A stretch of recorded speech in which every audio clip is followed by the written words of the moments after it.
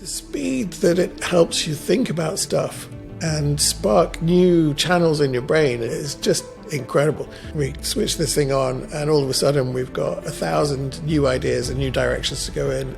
What do you think of like translating as well? So like in terms of an English business? I think it's better than Google Translate, but I think it can go off very wrong.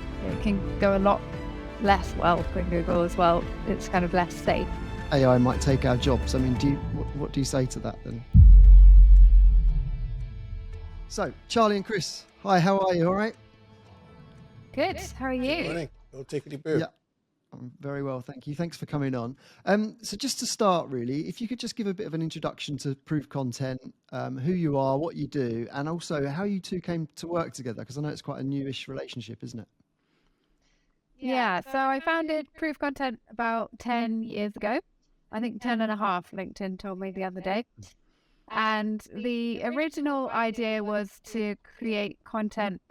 I was freelance writing and editing while I was at uni, and I just felt that there was this gap between very keyword stuffed content that was just written for AI and very, stuff where people were spending hours discussing whether the word moist was correct. And I thought there was a way to do it more efficiently and better.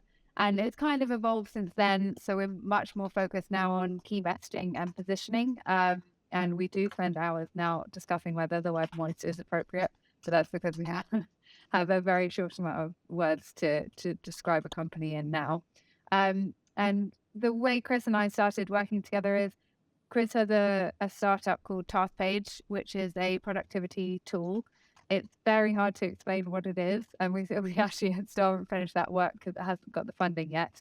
But we started working on that a few years ago, and we kind of put together both of our processes, and we just created this mega process. And from there we haven't really looked back. We just we've worked for some brilliant clients, and it's been great. So AI is really sort of at the forefront now of the business model. Is that right? We use it for two different things. So sometimes we don't use it at all, but it definitely helps with all of our key messaging projects. It's so good with ideation, and it's almost like an external brain, and it just thinks in a totally different way to us. So it's so good for ideation. Then we also sometimes do these kind of huge website rewrites and SEO content projects, and we use AI as the base for that, and then it always has to have a human editor on the top. Okay, yeah, because I mean, to a sort of novice, they sort of log into ChatGPT for the first time or something, and they'll ask it to write a blog post or write a product description, but that's not even touching the surface, is it? I mean, can you just talk about what AI is and what it isn't in terms of how you use it for content? Chris, you want to take this one? Yeah, we like to look at AI as really as our creative wingman in a lot of the projects that we do. There's a quote I read by Kevin Kelly, and he explained that AI will give us new ways of thinking. Like when we invented flight, we looked to nature and we invented a new way of flying that didn't exist in nature before. And we like to use AI in the same kind of way. We like to use it in thinking in ways we've not done before. So, for example, we might ask it to create 100 profiles of B2B buyers. And then we might ask it to criticize its own output against those 100 profiles that it's just written in terms of how they would understand and interpret what it's doing and that kind of thing. So for us, it is a new way of thinking. It's not a way of producing perfect content output for us yet. It will be one day. It produces perfect content on certain levels, like if we're doing, 10,000 e-commerce product descriptions or something like that. Great for that kind of thing. If you're doing short, non-fact-checked blog posts or something like that, it's pretty good for that. But it's not a good thing to create a 3,000-word piece of complex content, not unless you're getting it to iterate and layer over itself again and again and again, which you can't do in the standard ChatGPT interface. So you're using it very much for the research stage, I guess, then of the content. Is that right? You're using it to help you with your tone of voice, with the audience, with the personas of who's listening it, rather than the actual output and the language. Is that correct? Not exactly. We do use it for some ideation. So it's very good for, give me 20 ideas about such and such. Give me 12 talking points on blah, blah, blah, blah, blah. But it's really for thinking about the words and the language and the interpretation of what we've written, and coming at it from new angles. So could you sort of walk us through the process of how you would create a piece of content with AI, from sort of idea generation to what you finally output? Yeah, so we do that. I mean, you can't really do it in the ChatGPT interface. You can, but it's really laborious. So Right. we've written our own suite of tools that we call Pudding. The Pudding sits over the top of GPT and some other AI APIs. So a really simple way of explaining it might be that, when we write the book on stage, for example, we're taking a prompt. We're then getting GPT to think of some ideas relative to that prompt. And then we're getting GPT to think of talking points around the ideas that it's done, and then splitting out those talking points into paragraphs. And then we're getting it to write each of those individual pieces of content. We're getting it to remember what it's done before, which we can do now with the ChatGPT API, because it's a conversational API, so it remembers what it's done before, so the stuff it produces is more in context. And then we're getting it to kind of melange that stuff together a little bit and summarize it so it's less staccato than it would be if we just did it on individual pieces. And then we're getting it to write that final piece. So you really have to sort of nurture this tool, right? So it has to get to know you, I guess, and learn. And the more you feed it, the better the output. Yeah, you've got to work with it in little bits, basically. You've got to work Right. with it in piecemeal, and try and maintain that conversational thread throughout. That's the tricky part. And you can do that in multiple sessions, I guess, and not, you don't have to sit there for hours chatting to it. In the chat interface, yeah, you can do that in multiple sessions, because when it remembers your chats on the left hand side, that's basically what it's doing. It's remembering the context of what you spoke about earlier, which is how come you can say stuff like, "Oh, go back to that original recipe we were talking about," and it knows what you're talking about. Whereas the old GPT didn't; it just used to forget everything. It was transactional. So how has this changed your business model? I mean, in terms of like your team and everything else, has it grown, or has your team shrunk, or have you, the roles of the people in your team changed more to sort of an editor rather than a creator? Yeah, so the team definitely shrunk. We also have a network of 150 freelance writers that we work with, and that's definitely shrinking. The writers who are brilliant experts in different topics, they will not be replaced by AI for quite some time, I think. But yeah, in terms of the roles of our writers as well, they still have to use their creativity. They still have to be brilliant writers, but they need to be much better at rewriting rather than writing from scratch. And I think, we could get away for a few more years. I reckon we could get away with just staying the same if we wanted to. But I think at some point it's gonna come to the point where, that's just not really a skill that's needed as much anymore. So my priority is training my team so that their careers are safe and they are kind of keeping up to date with everything. So I guess one of the big things for copywriters is the fear, and amongst marketing, is the fear that AI might take our jobs. I mean, what do you say to that then? I think it will take our jobs as we know them, but I don't think that, I think with the internet, we probably thought that would take jobs. With the Industrial Revolution, we thought machines would take jobs, but we invent jobs. And the economy only works with a certain level of unemployment.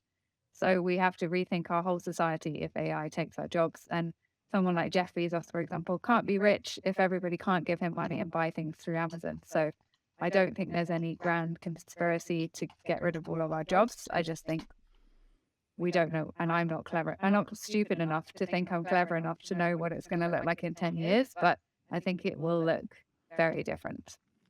Is there anything that you think copywriters should be doing now, and like you say, widening their skill set or looking at things in a different way that might perhaps help them in the future? Or learning how to work with AI, giving it prompts, getting more efficient, like seeing how it can bring ideas. It's great. It gets rid of a lot of the boring stuff. But it takes a little while to learn how to use it and how to feed it prompts and how it works. So as soon as people can start, the better.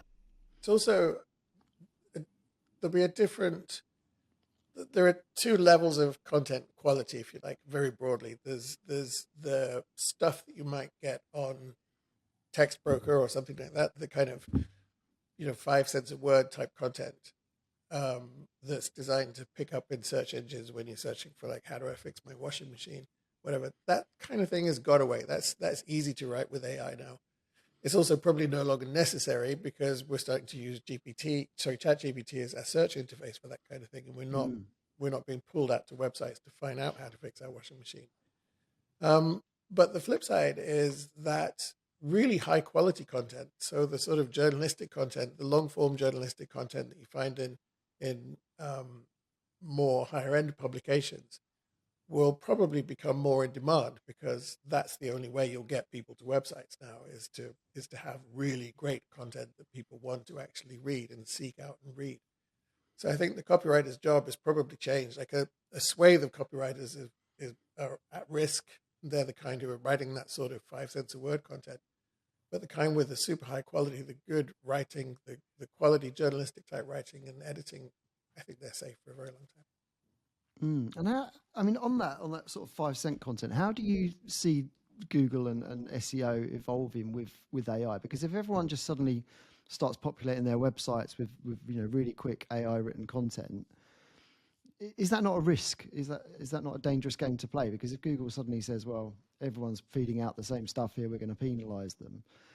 How would you approach that? Say you've got a mass scale project for one of your clients that want, I don't know, say 3,000 pages of category text written. How do you use that AI to make sure that content is unique, but also making sure that it doesn't sort of lose personality and it's not just this churned out copy? Human editors. So I think, yeah. I think there's also this myth that AI kind of stitches together other content from the rest of the internet, but it doesn't really work that way. It's predictive. So none of it would ever be duplicate. A lot of it will be boring. A lot of it will be just repeating the same things that it's heard on other websites. And not adding any of its own creativity. But that's why you use a human editor. And anything that a writer writes is always we have everything at Proof has to have four eyes on it after it's been written, so 6 eyes. And it's really important that the editors know what to watch for when a writer's written something. So there's no reason that they wouldn't know what to watch for when AI has written something. Sure. So what advice would you give to a naive website owner, if you like, that just thinks, I'm just going to churn all this out. I'm going to create I'm going to build a website, get AI to write me 100 blog posts, get it to write my product descriptions, get it to write my category text. How dangerous is that? Just make sure you know what you're doing, I guess. Hire some editors who know what they're doing. Make sure you give AI a proper brief. Make sure you're adding something interesting from your company or your product that nobody else is adding. I guess it's the same principles as creating any content. Just keep trying and iterating and creating different things using AI, and then edit it to get what you want, or keep changing the prompt to get it as close to what you want, and then get human editors on top. But nothing should ever go out without a human looking at it. Sure, yeah. And in terms of getting that sort of the brand tone of voice and things like that, again, is that what you train the AI to do over a period of time? So do you have like different work streams with different clients, for example, where you teach it how to write with a certain brand tone of voice? Yeah, in smaller projects, you will teach it on an individual project basis. So you will spend a lot of time being very careful about defining how it should write, the type of language it should use, the rhythms it should use, whether it should be writing to any kind of specifications, giving it small example pieces of text to give it an idea of the tone of voice and speed of flow and stuff. And then for longer projects where you've got access to 10,000 plus original pieces of information. Like if you're working with a corpus of legal documentation or something like that, you can actually train the model up using that existing text, and it will start to learn the type of language and vocabulary and sentence structures and tone of voice and rhythms and so on from that original corpus. And then you can instruct it saying, using this particular model, do this for me. Okay. And then just going back a bit, I mean, in terms of how you've brought this into your business, I mean, how big was your internal team? Was it easy to get them on board, or, did they see this as a threat again to their jobs? I mean, how did you get the people in your team on board with this change of direction? Well, we're quite a small team, so there's only 7 of us. But it's been quite easy. But I think I've just been lucky in the fact that the team are just really open-minded and excited about technology. We do a lot of writing for B2B tech companies, so I guess that is their world a little bit. So it's natural that they would be excited. But yeah, I think I've had to try to balance out making it exciting, but also making everybody aware that it is something that we have to adopt. Otherwise we're going to fall behind, but not kind of doom mongering. Yeah, I think with a couple of people it's been more difficult, but it's the same with kind of training. Every Friday I buy everyone in the business a Deliveroo, and we all sit on Zoom with our microphone and camera off and do our own training for an hour, and then come back and talk about it for half an hour. So just giving people the time and making sure they have the time, because it's so easy, I think, to get bogged down in client work when you're an agency and think about the kind of big picture horizon type stuff. And so making sure everybody has that time blocked out and it's sanctioned and they know that you're really focused on that, that's really important. We've also built, with the tools we've built on top of it as well, we've tried to build some quite interesting and some fun tools to go on top of it, rather than just, we're using AI. We've built tools that help with people's existing workflows, that are easy for them to use. For us to use. Things like we've got this tool called the mixing bowl that will take a line of text, like a tagline or something, and then it'll measure it against loads and loads of business profiles. It'll mix it up with ideas from history and philosophy and art, and it'll mix it up with other advertising campaigns from the past. It'll use those as models to recreate it and just give them this whole enormous document to spark thinking and further ideas on what they're working on at the time. So I think if you include AI in an interesting way, then it helps people buy into it. And how did you layer this on then, in terms of, like, from that starting point? What was the first thing you sort of implemented to use AI with your work?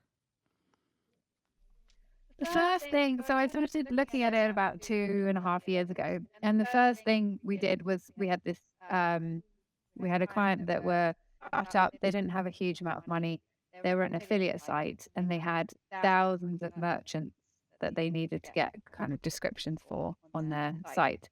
So Chris built us a very kind of, it seems so basic now compared to what we have now, but he built us this amazing tool that would kind of take a question about each merchant and then turn it into this piece of content. And I remember we really couldn't get that much content out of GPT then, whereas now we can produce thousands of words at a time.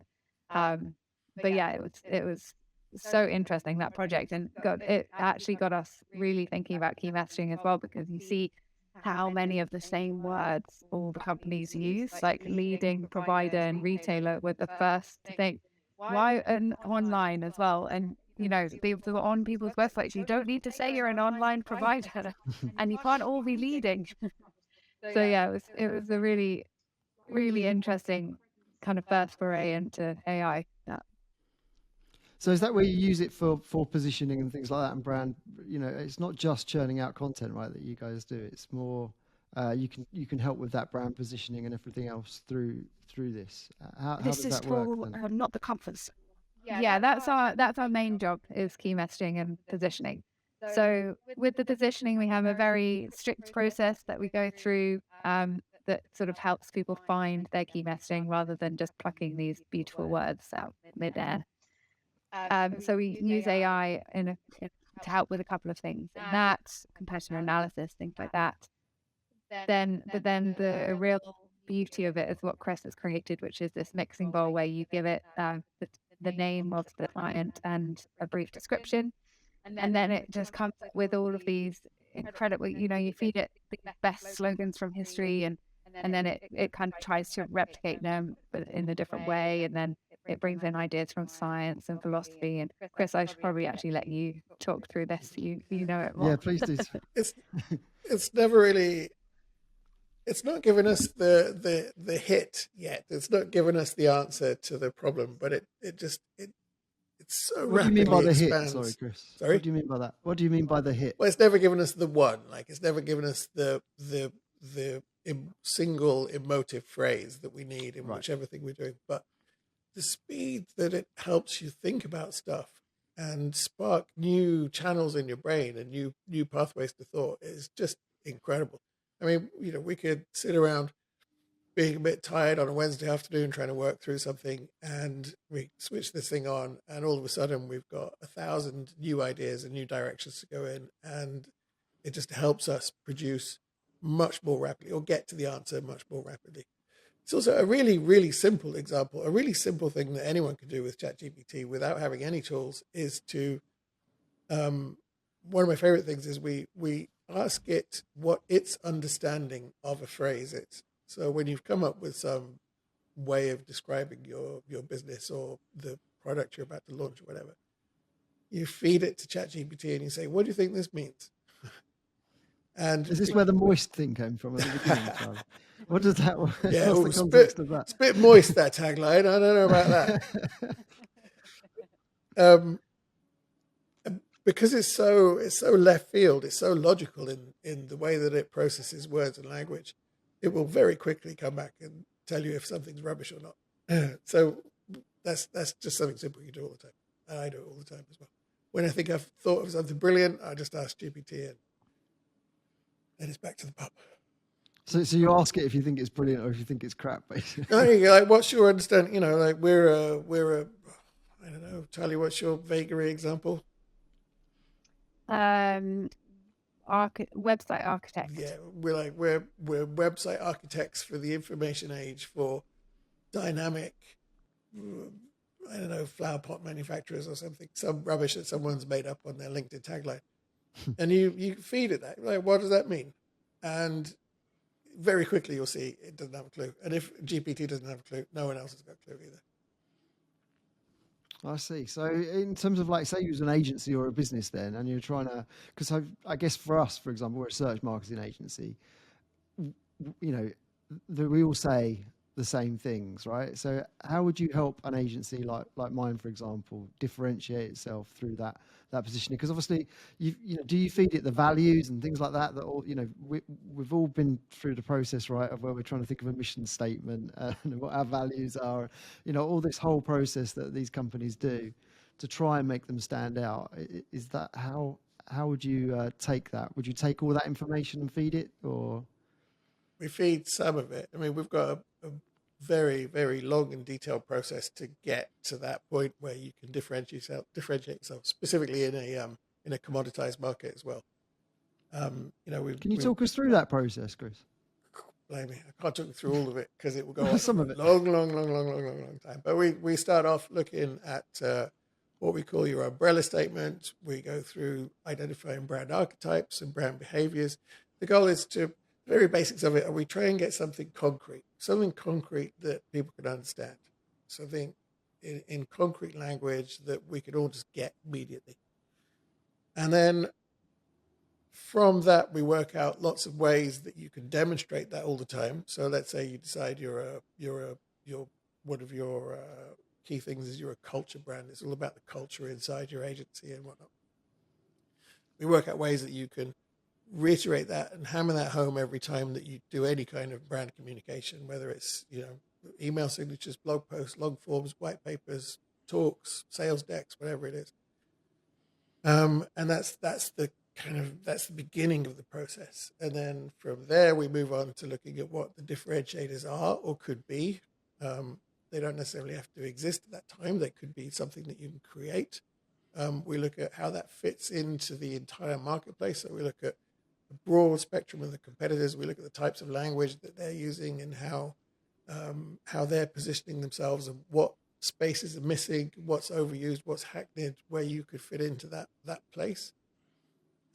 We do a load of other desk-based research, and we put all that together, and we produce what's called a brand story guide, which is like it's a document like a tone of voice document, but it's for how you tell your story all the time.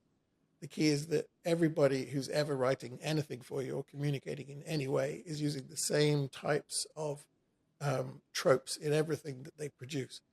And that way you will be remembered constantly as, the search agency that is blah, blah, blah, that does blah, blah, blah, blah because of the.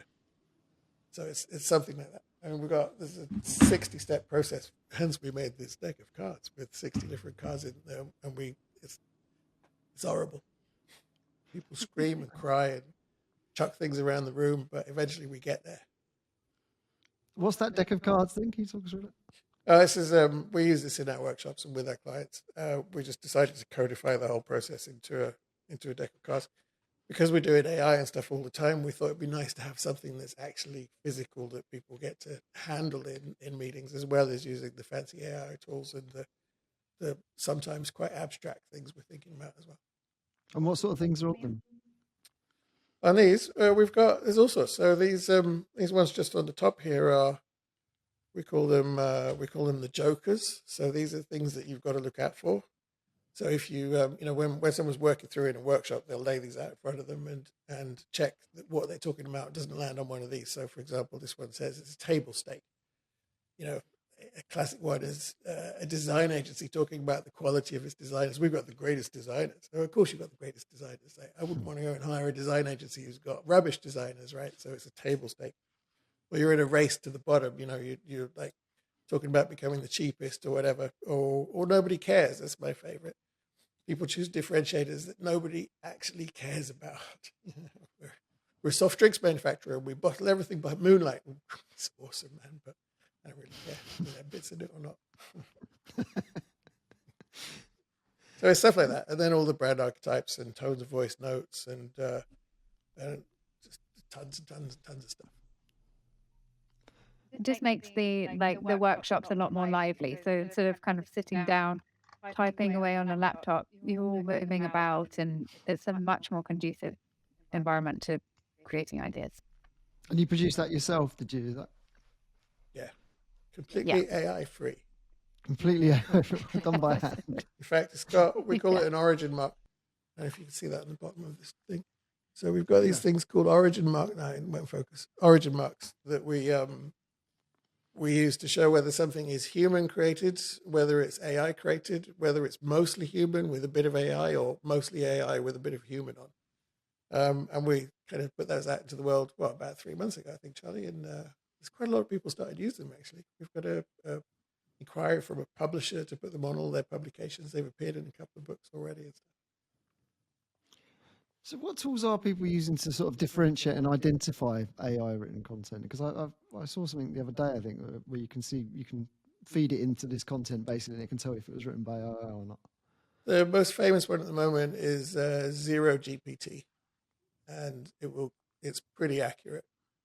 I've beaten it a few times, but it takes a lot of iterating to actually beat it. It works on, I'm not sure how Zero GPT works, but they use something called burst analysis. Humans tend to write in bursts of energy and then low energy and then high energy and low energy. And you can analyze that with a machine. So you can, AI would just write in the same level of energy the whole way through. It doesn't change, which is kind of when you read AI written content, it doesn't really get you here, right? It's just sort of, okay. It's like reading the instructions to a sound. Yeah, it's very factual, isn't it? Yeah, it's factual, or it's just flat. Even when you get it to write me an exciting story about a banana and a spaceship, it still comes out as a bit like, and that's how those things work. And I'm sure Google's built it into its algorithm already. Whether or not it cares at the moment, I don't know. But Yeah, that's what I was going to say, because I mean, surely it's going to have its own version of this where it will identify, yeah, AI or human. And again, it's kind of going back to, well, how much is Google going to value that content? Is it going to see, are we going to see an update where it punishes lots of sites, or is that going to while off that? Do you think, or? I don't know. I mean, it's $1 million question, right? But my personal opinion is it will be clever enough to penalize the rubbish AI generated content and leave the good content, because after all, good content is good content, whether it's written by machine or human. But it will very quickly penalize all of the spammy AI content that's going to come out there. Google also has skin in the game because it's got Bard, so it kind of doesn't mind if you're using AI content. It just wants you to be providing the best experience. I guess that's what you get out what you put in, don't you? I guess so. It's like you say, the spammy stuff where it's literally writing an instruction, produce me a piece of content on that is the spammy stuff, and it's going to be okay with AI assisted content. Yeah, that spamming content is no different to the stuff that came out of article spinners, 3 years ago, and stuff that's coming out of the 2 cents a word content writers these days. So I think also it will democratize content a little bit as well, because if English is your second language but you have brilliant ideas, AI is easier to edit in some ways because there's never any spelling or grammar mistakes, which is very relaxing when you work with 150 writers usually. But it also means, if you're not a natural writer, your ideas will come across, and that's the thing it can't do, is the ideas. So I'm hoping it will be quite good, actually. What do you think of like translating as well? So like in terms of an English, an English business, can it use it effectively to translate that into other markets? Is it better than Google Translate? I presume it is. I think it's better than Google Translate, but I think it can go off very wrong. It can go a lot less well than Google as well. It's kind of less safe. I would never recommend that anyone uses Google to translate their website, though. And I think as well, companies who don't look at the different markets and what the different markets want. So, for example, if we do key messaging and positioning, it will be different in each country for one company, even if that's a slight change, because every market's so different and they're looking for different things. So it's important to, actually transcreate rather than translate anything. Yeah, I tell you what's really interesting with translation, I think, is you don't actually need, for certain content, you don't need a translation anymore, because you can say to ChatGPT, write this in French, and it creates in French, and it creates in French as well as it creates in English. I think it won't say how many languages it's got, but I think it has about 20 that it's very competent in, and about 70 languages in all that it can actually write in from scratch. Problem is, I can't read it well enough to tell if it's writing well or not. So no, that's what I was going to say. So I guess there's a couple of elements to that, isn't it? So create it in French rather than translate this into French is a big differentiator there, right? Yeah. So now I don't need to write it in English and then find a translator and then have it translated. I just go straight off. Right. But then is the meanings of certain words and things, I guess that's where you need that editor. You need someone to cast their eye over it. The same as you would if you asked it to write in English. I mean, it's doing the creation part is exactly the same in French or German or Spanish or Italian as it is in English. It's just using this probabilistic model of like, I've got the basic understanding of what I'm talking about. Here's my first 3 words. What's the next word most likely to be? And that's how it works. It's making it up as it goes along, like the bloke down the pub who's read the Daily Mail that morning. It's just giving his version of it. Yeah, he only formulates thoughts just as they reach his lips. Yeah. What this weekend? I don't know. Did you see the Michael Schumacher story? What are your views on that in terms of? Did you see that? Yeah, terrible. I'm glad the editor's been fired. Yeah. Absolutely. But is there a risk of that sort of stuff happening more and more, like fake news, going to another level, effectively, isn't it? Yeah, but I don't know what they were thinking, whether it was written by AI or not. Well, it did say on the cover, it's like, I can't remember the words exactly. It was basically for entertainment only. It's like, we made this interview up using AI. That's funny, isn't it? Not really, though, was it? It wasn't really funny at all. No. They could have thought of a better subject. Yeah. Well, Sports Illustrated as well decided they were going to have AI write everything. then they wrote some really bad nutrition advice, and they've had to recall that statement. I think it's interesting. And then there's that series on ITV, I think, of deep fake neighbor wars or something. All right. So they've made all these characters like Kim Kardashian and stuff. And I think it's really interesting to see where entertainment will go. There's AI influencers on Instagram with, you know, millions and millions of followers, and, you know, they can never have an off day. They never have to rest. It'll be interesting to see how that works. And I guess those topics like your money, your life, again, you know, producing content from AI to give you health advice or financial advice, again, is where it's got to really be careful. Exactly. The next iteration of GPT, I'm not sure when this will come. I saw one of the technical founders do a presentation on it the other day. They're building in, I think they called them plugins, basically. So they're building in something where GPT will actually go off to the web, because it doesn't use the web at the moment. So when it writes something, you can ask it to fact check it. So it will then go and fact check its own writing and come back and correct it based on sources it's found on the internet, presumably decent sources it's found on the internet. So even that will start to change. There's a real danger that we look at what it does now and we assume that's what it does. But really, it's so young. Like it's in the grand scheme of things, it's seconds old. It's like someone's just invented it. And well, it's just popped out of nowhere, it seems, isn't it? Yeah, November the 30th last year. Yeah. Why do I need Google anymore? Yeah. No wonder they issued a red alert that day. It's like, oh my God. No one needs to search for anything anymore. So yeah, come, you know, November this year, who knows what it's going to be doing? And that's the interesting thing, the terrifying thing, and the exciting thing, all rolled into one, really. Yeah, definitely. And it's like you say, it's so early on, even video and you know, imagery especially. It's got so, you know, such a short space of time. It's improved so much, isn't it? It hasn't quite got fingers and hands, I don't think, has it? But it's I've seen some really dodgy images of that. But where does it get its information from then? So if it's not getting it from the internet, where is it getting all the information from? It does get it from the internet, but it cuts off in September 2021. Yeah, so it's it did not get it from the internet. So when it's fact checking so it against should the hopefully- internet, is that not where it got it from in the first place? Do you know what I mean? No, it doesn't actually know anything. This is where people make the mistake. Right. It doesn't know anything at all. It's literally deciding what to say next based on the probability of what it thinks should come next based on what it said already. So it's kind of hard for us to conceptualize, but it's literally guessing the next word again and again and again and again to create sentences. And it's doing that because it's read, you know, the entire world's corpus. It's read 2 trillion words or whatever the crazy number is from the internet, from other sources, from things they fed it, from whatnot. They've given it contextual information around some of the broad topics. And that's it. It's just guessing again and again and again. So whenever we're putting anything in, how do I fix my washing machine? It's not going off looking for that and giving you an answer. It's just based on the 8 trillion articles it's read, written by content writers on how to fix washing machines. It's giving its best guess at how to answer the question.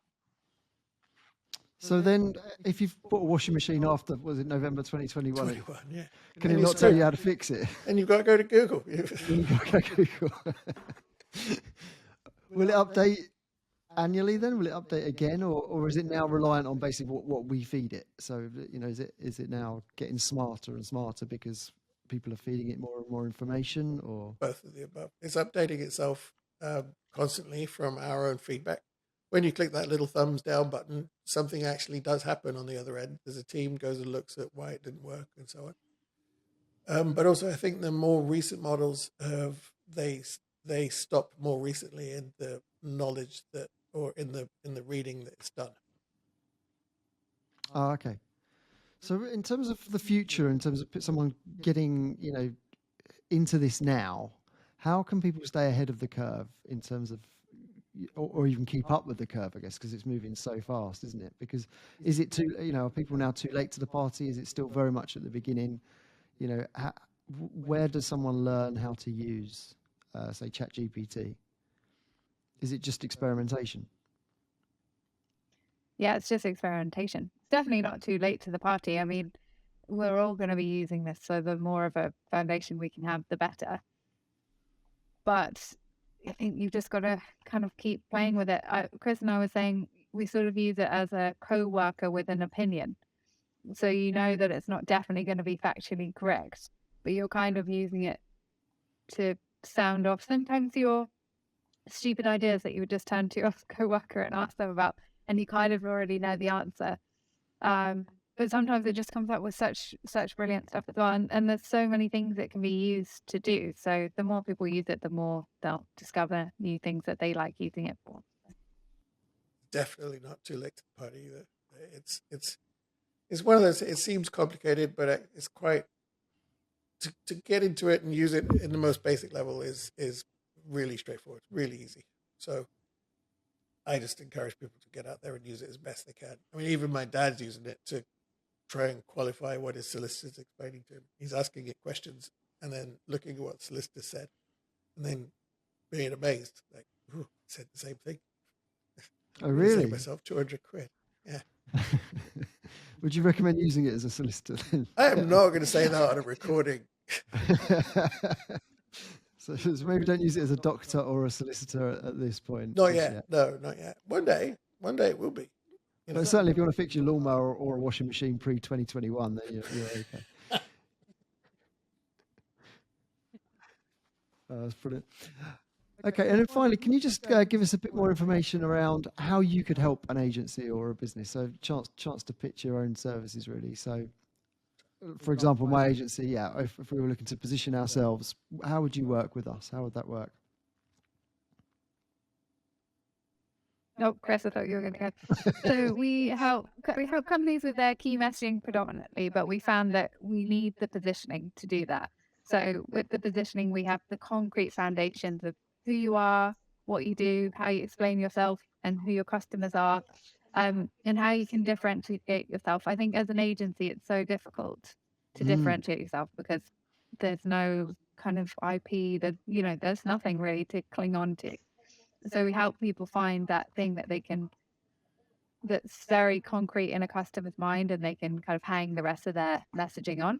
Then we would create the key messaging that helps you explain all of that, and the brand story guide that helps anybody who's going to create any content going forward for your brand to kind of explain that. So when Chris was talking about tone of voice earlier, I was writing a very long and impassioned blog post about this at the weekend. Like, I think tone of voice documents tell us how to say things, but not what to say.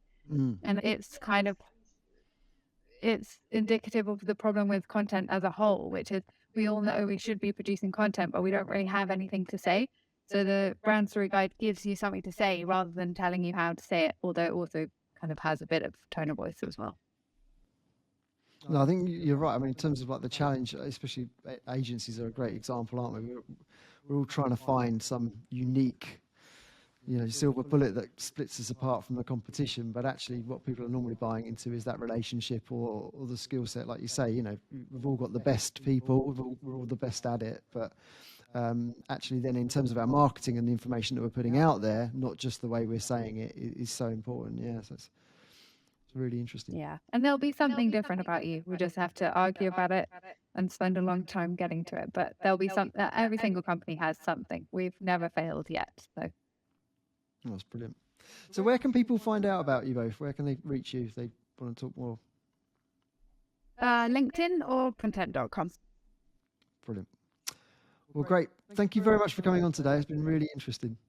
Thank you very much. Thanks so much for having us, Chris. Nice one. Thanks, Chris. Thanks, Cheers. Charli. You've been listening to Confessions of an Agency Owner with me, Chris Ailey. You can connect with me on LinkedIn, subscribe to my newsletter, and find out more about my agency at honchosearch.com. And don't forget to hit the subscribe button. Until next time.